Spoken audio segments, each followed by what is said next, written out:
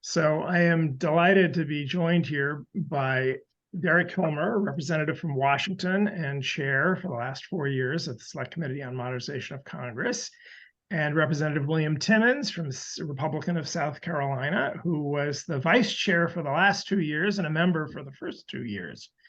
And it's my pleasure to welcome you and to honor you today. Thank you. Thank you. Let me ask a few questions. Maybe Chair Kilmer, I'll ask you, what are some of the things the Select Committee did to ensure its effectiveness and not be a dud? For sure. Well, I think one of the decisions we made up front was that if you wanted things to work differently in Congress, you had to do things differently in Congress. So for example, usually when a committee is formed, they get their budget and Democrats take their half of the money and Republicans take their half of the money. Democrats use their half to hire people with a Democratic background who put on blue jerseys, and Republicans use their half to hire people with a Republican background who put on red jerseys. And then they spend the rest of the time fighting with one another. We made a decision up front not to do that. I reached out to Vice Chair Timmons' predecessor, Tom Graves, and said, hey, here's a crazy idea. What if we just hire one staff, and some will be Democrats and some will be Republicans, but they'll all put on jerseys that say, let's fix Congress, and we'll make the hiring decisions together. If you watch one of our hearings on C-SPAN, it probably means you have too much time on your hands.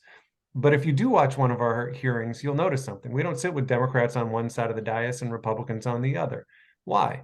Well, I don't know about you, but when I hear someone say something interesting, my genetic predisposition is to lean over to the person next to me and say, hey, that was kind of interesting. What do you think about that? And in our committee, you sat and did that next to someone from a different party.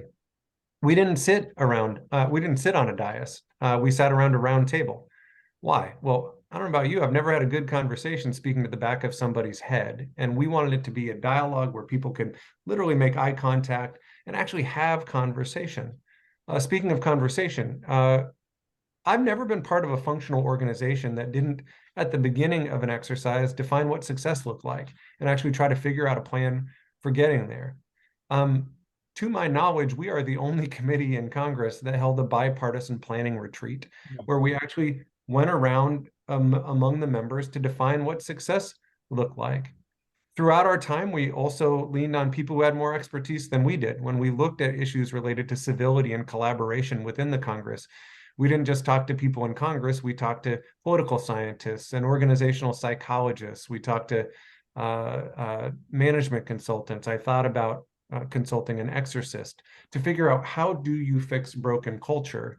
And so some of these things, these were not cosmetic exercises. They were ways to try to change the way things work. We even broke bread together. We had meals as a committee to try to figure out where we could move forward. And these things weren't just cosmetic. There's a reason that our committee passed more than 200 bipartisan recommendations.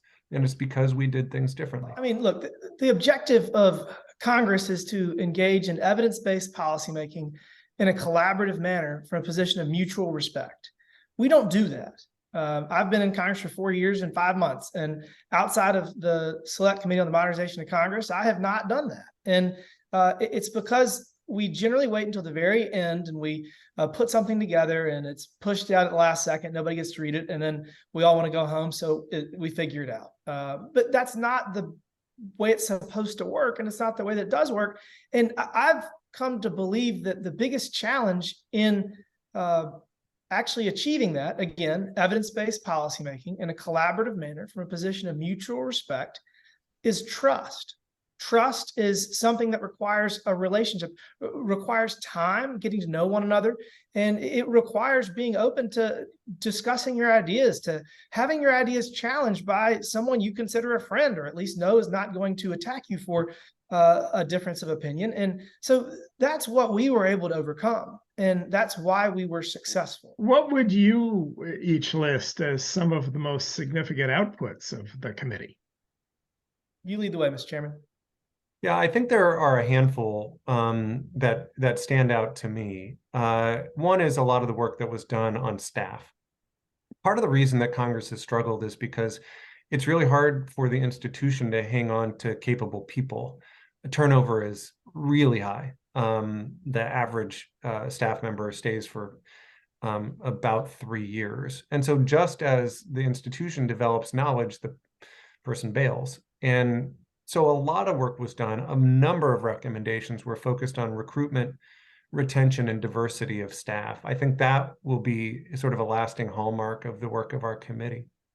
Second, when we did the work on civility and collaboration, there was an interesting moment when we spoke to a sports coach who had taken over a team that had a losing culture, a toxic culture, and he turned them into winners. And we interviewed this football coach, and he said, well, I don't know anything about Congress. And I said, well, I don't want to ask you about Congress. I want to ask you, how do you fix culture? I said, what do you do when you have players on the team who are actively trying to sabotage the team? And he said, well, I cut them. I said, well, we don't really have that option. And he said, well, I bench them. And I said, well, we don't have that option either. And he said, well, let me ask you something. He said, how do you do new player orientation? And I said, well, we don't really have new players, but we do have freshman orientation. He said, how does it work? And I said, it's funny you say that, because it works entirely the wrong way. Literally, you show up for orientation and they say, Democrats, you get on this bus, and Republicans, you get on that bus. And most of the orientation process is designed to keep the two parties apart. So the orientation sets the tone for the rest of the time. And this coach said to me, well, Derek, I don't know much about Congress, but it seems like you ought to stop doing that. So one of our proposals was stop doing that. And so I think implementing that, changing up the orientation process, is going to be significant. We also made a number of recommendations, many of which have not yet been implemented, focused on budget and appropriations. One of the ones, though, that matters is restoring the ability of members of Congress to advocate for projects and to fund projects and programs in their districts. Giving members skin in the game, I think, has the potential to reduce some of the dysfunction that we've seen. So I think those are some things that I think will have a impact down the road. In addition to time and relationship building, I would just say technology. We made a lot of intentional efforts to increase the usage of technology. Obviously, Congress changes very slowly. But I mean, something like digital signatures, something like using constituent services to where you're able to interact with them in a best practices environment. There was one incredible opportunity that really Chair Kilmer led on, which was to try to figure out a way to anonymize all of our constituent services, all of our casework, to figure out if there's similar problems in across the country, which would therefore elevate whatever challenge is facing whatever executive agency it is, so we can then hit the root cause as opposed to playing whack-a-mole, and just things like that. And there's dozens of them. So there were. It's going to make a huge difference long term. It's going to make a big difference immediately, but I think in 5, 10, 15 years, we will see how successful this endeavor was. And Chair Kilmer and Vice Chair Graves really set the stage for that, and they were able to make this as productive as it was. I stepped in for the last 2 years and did my best, but it was a full team effort. It sounds to me like it's worth a minute on how the working relationship between the chair and the vice chair on this committee differs from other committees. Well, we like each other. Yeah, we're friends, number one. Number two, there is structure to the fact that we are 6 Republicans, 6 Democrats, and we need 9 votes to pass anything. The fact that we sit differently, we interact differently, we actually spend time together. The fact that there's less of us makes it easier. So there are a lot of things that set us up for success, but it would be very easy, especially with the challenges we faced over the last 4 years, to go back into the corners and fight. And we did not do that. And that was very intentional, and it took leadership. And I was just honored to be a part of it. I mean, before we met with any other member of our committee, William and I sat down for cheap Thai food and expensive tequila. And, I mean, I think relationships matter. And we approached each other from a position of trust, understanding that we weren't going to agree on everything, but agreeing that we would have some rules of engagement where, no surprises, no efforts to make each other look bad. That's really unique in I Congress. want to finish with two little quick things. One,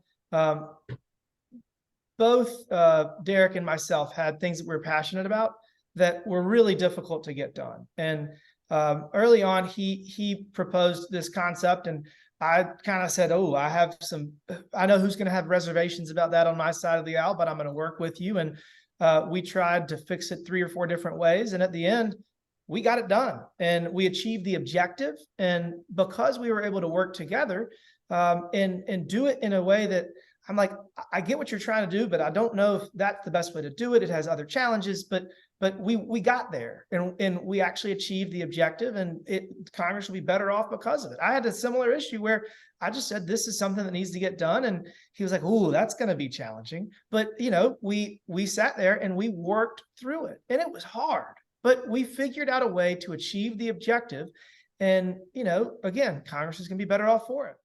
Well, many political scientists point out that Congress actually gets, and I've heard both of you say, a lot of bipartisan legislation passed. It just gets about 0 press as a rule.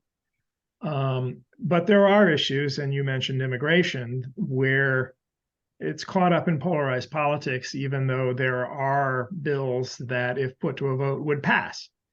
And so I know you also spent time on things that the committee couldn't get to because of the politics that would still make a difference. And I think it's great that things are, there are still conversations going about those, because I think you have set an example for the kind of working relationship and conversations behind the scenes that can make a difference on those.